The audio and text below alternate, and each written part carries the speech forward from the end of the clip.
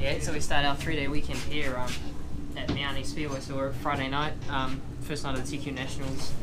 Tomorrow will be the second night in finals, and then potentially we could end up at Western Springs for the final night there. Oh, sorry, on Sunday for what got rained out was yesterday. Meant to be yesterday already, but they've already recorded off. So going to be a busy weekend if it all goes ahead. We've had some light showers just through the day here at Meani, but it's finally just cleared, and it looks like it's going to hold off, and the weather report's kind of said something similar too, so that's good to know.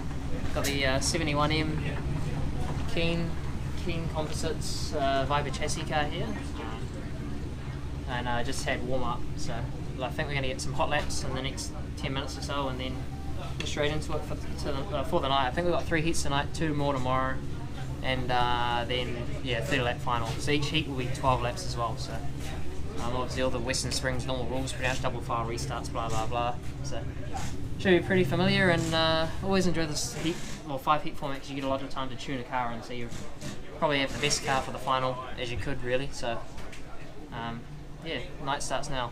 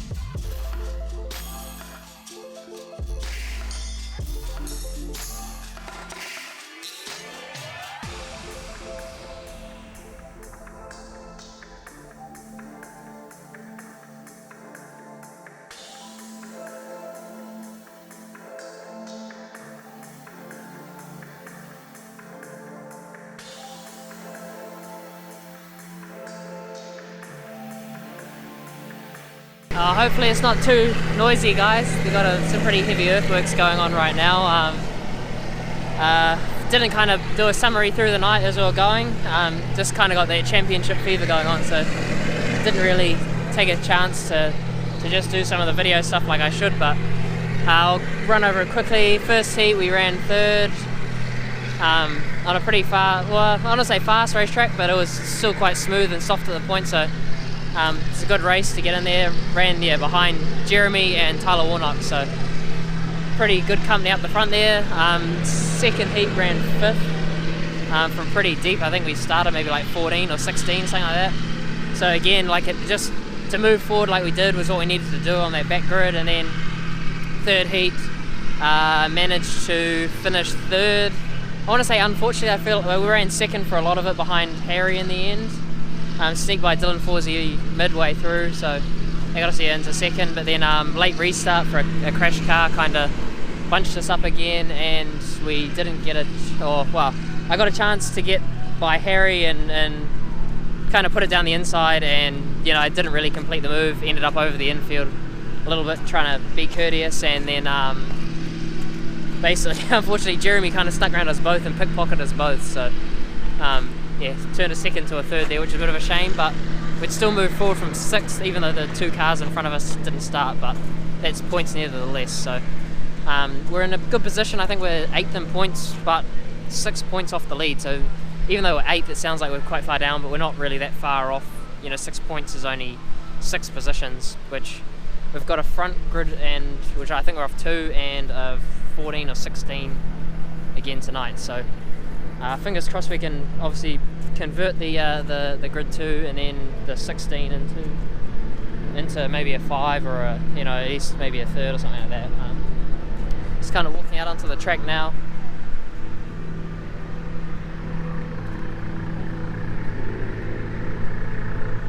So the guys have put a lot of effort in overnight. I believe they went down to Palmy to get some more equipment to help turn the track over, and kudos. Obviously the track wasn't ideal last night, but they're doing everything they can tonight to try and give us something to work with. And it's one of the great things about these club run tracks is they all seem to take as much pride as they can in it, even though sometimes there's no financial benefit for them at all, but just they want to see the competitors have the best opportunity, especially at a championship event. So sign off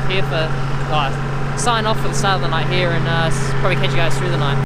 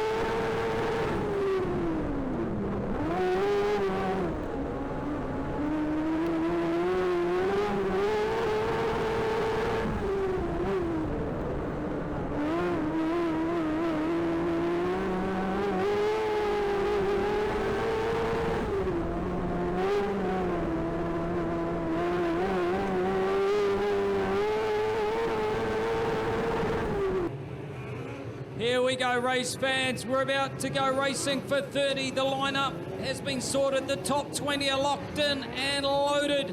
The best 20 cars of the New Zealand title fight here at Finovus Class 2022-23.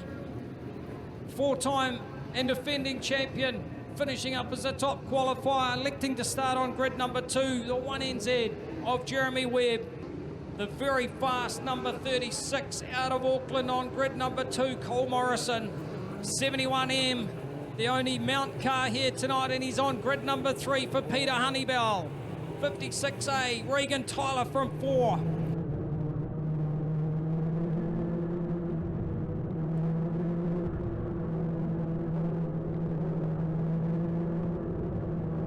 Let's go racing as they get ready to drop the green. Down into turn 1, it's Morrison that leads lap 1 at 30.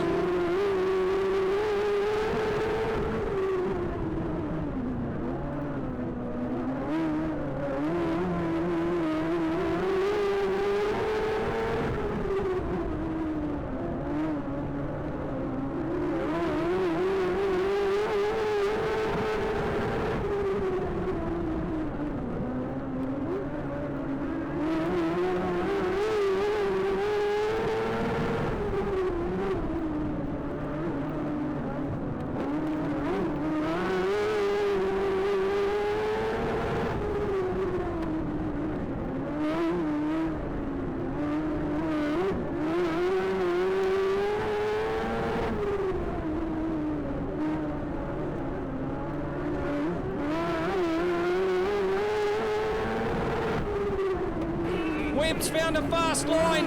Look at that. Webby around the outside. He's gone. Webb takes the lead. Morrison second. Tyler Honeybell, Todd Humble, Baker, Barker, Hodgson, and Durrell top 10.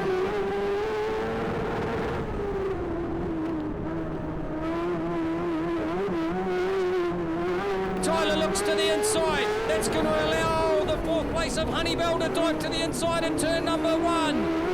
Honeybell's up the inside as a podium shot on for the 71M car.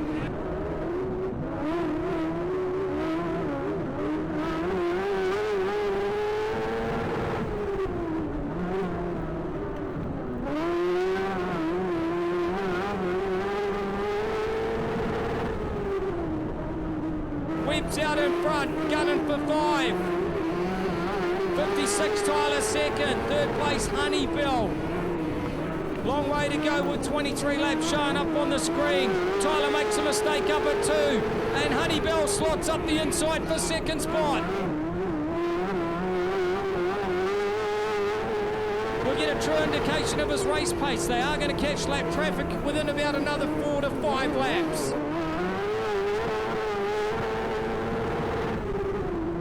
Oh, big roll. 2, 3 cars down at turn number 1. That's the 4 car of Pennington. I can see a tail tank with a number 4 on it, the 57 car of Forsey.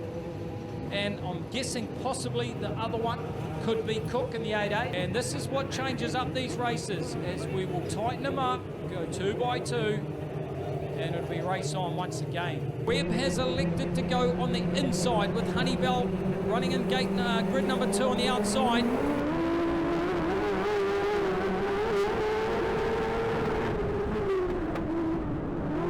Look at the pace of these TQs, and Honeybell has got some good speed, going with the national champion in front.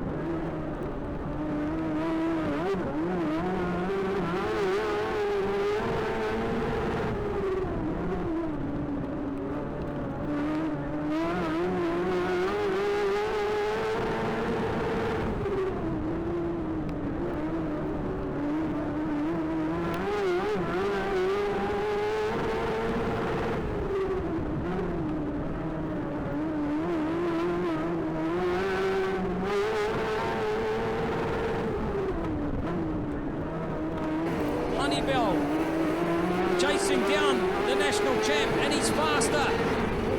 1/10 faster for Honeybell. Honeybell looking to line up Webb.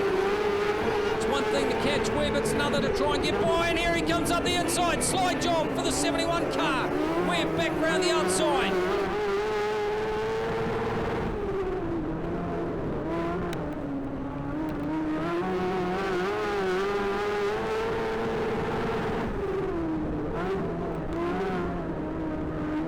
Here comes Honeybell, always bouncing around the racetrack, pushing so hard in that 71M.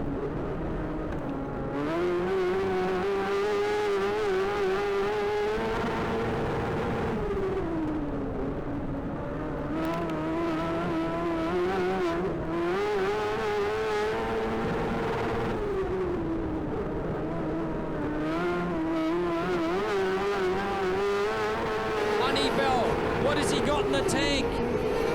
We're so good at being up the game, up the ante.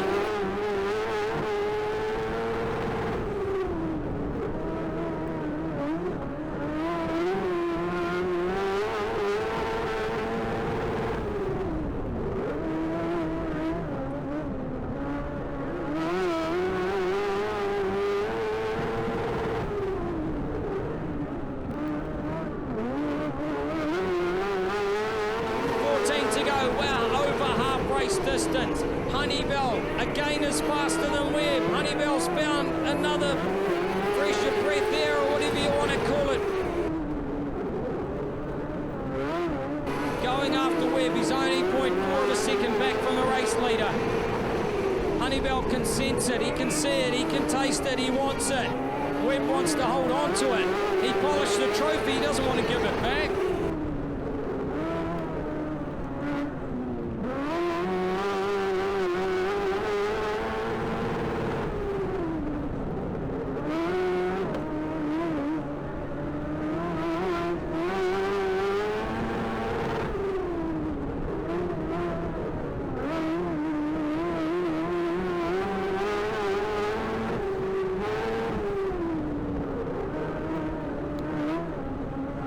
There's only 10 laps to go. We're in the final third of the race.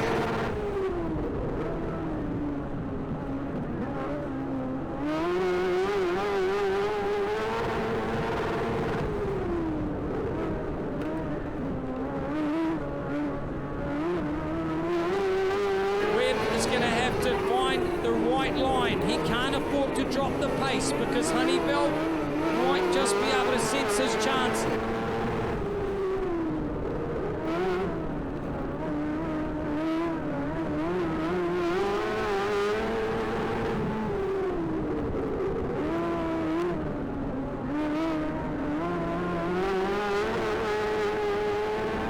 Honeybell has a look to the inside on Jeremy Webb. Webb makes a slight mistake.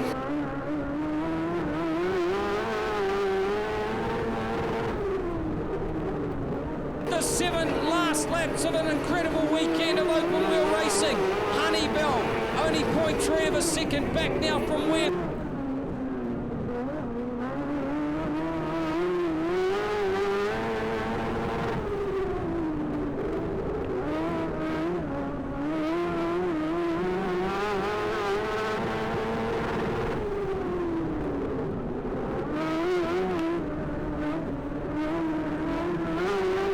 Honeybell's caught up to Webb. 5 to go. Where do you look? Lap cars in front. It comes down to this. Honeybell round the outside. New race leader. Peter Honeybell from the Mount takes the lead.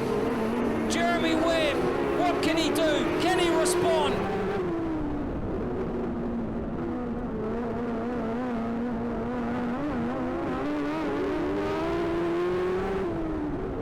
Webb's about 0.2 of a second back from Honeybell, but this is where it gets tricky.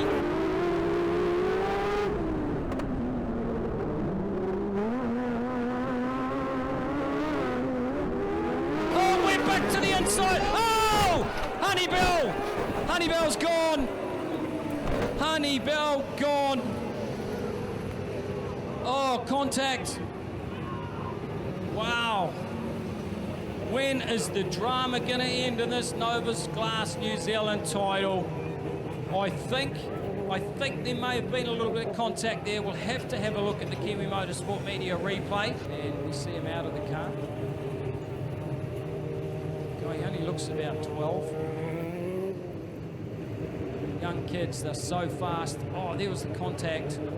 Oh, that's, yep, I don't know what to make of that. I don't know what the officials will make of that. well, it strikes again.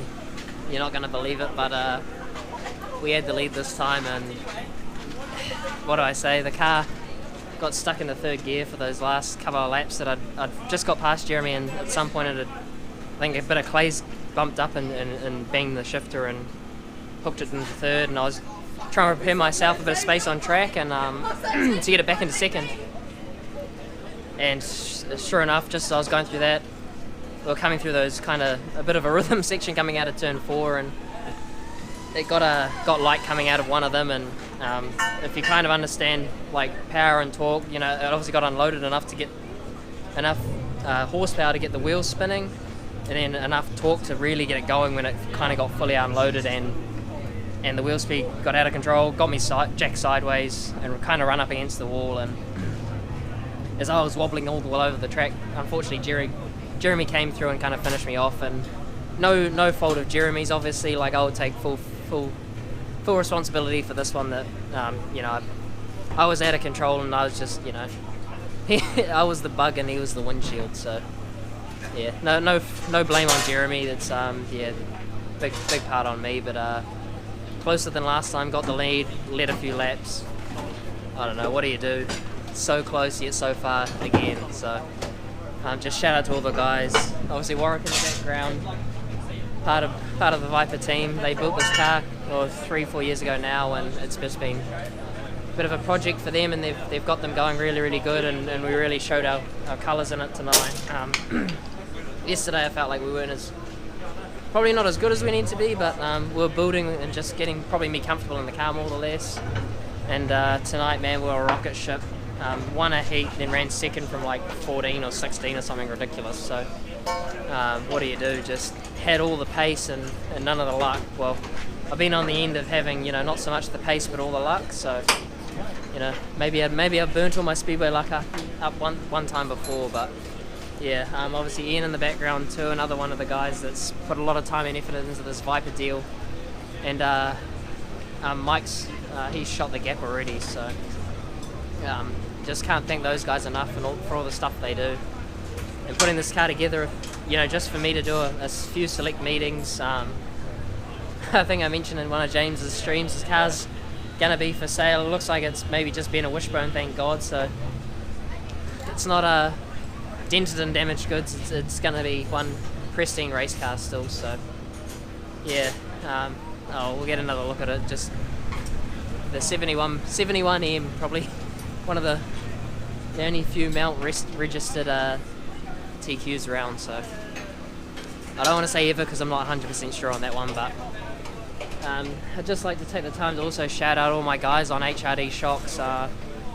They all had a hell of a weekend. In the top 4 we had 3 cars, and Jeremy's a bit of a foster child, even though he wasn't in his car which runs the HRD program. He's kind of become a big part of our development too, so to have kind of, we'll call it 3.5 of the guys in the top 4 on HRD Shocks, it's kind of testament to what we're doing right now, and guess, you know, super proud of my guys, even though Cole looked like he picked up a misfire and Regan kind of faded late, so unfortunately they kind of they've got years to go on them. I mean, I'm getting old with this, and I'm probably starting to, you know, count my years, but those young guys have got plenty more to go, so it'll keep me honest for many years to come. But yeah, just shout out to, like I say, Regan Tyler, Cole Morrison, Tyler Warnock, Nathan Bra. I mean, the Cooks also. It looks like Dylan took a pretty big tumble in that feature too, so hopefully he's alright. I did see him on the infield, he seemed okay, so I did see Dylan Forsey. I think maybe he ended up in the ambulance, so hopefully he's alright. I'll go shut this down and go check he's alright too. So yeah, been a hell of a weekend, enjoyed it thoroughly, and this is one event that not one event, but one style of event that I love, where you get 2 days to tune in a car, just more and more time, and we'll get it right. So man, this sport is so tough. It is. I thought last time was tough, but you know, this time we were in the lead, and I don't know how comfortable the lead was, but hey, we were there, and what do you do? And again, no malice on Jeremy. I know I know he didn't stick it in there trying to wreck me, and I was the one out of control. So nothing on him. So don't throw any shade his way. I don't see it that way at all. And congratulations to Aaron Humble. He's been a hard man to beat round here, and he's finally locked it away. And the effort they've put in to build their package up and get it tuned in, I know they've been putting time in for the last, I think it's 3 years down here now. So kudos to them. They've put in the hard graft, and the championships finally come around to here where they've been so good for so long now. And yeah, congrats to Aaron. Hell of a competitor, and yeah, hell of a good guy outside the car too. So gutted is an understatement again, but just happy all the less. The old saying goes, they knew we were here, so what do you do? Yeah, we're recorded with for leading some laps, so that'll go down on the books. But hey, shut it off here, and that's it, guys. Hopefully get this one out in a timely manner. Down the back straight, it's the final lap, the final corner. It's the national title for Aaron Humble! Unbelievable! Aaron Humble has done it! Top qualifier last night, dropped to 7th in the qualifiers after 5 rounds in the Yale car, has brought it home for a national championship and one of the most stunning finals I have ever seen.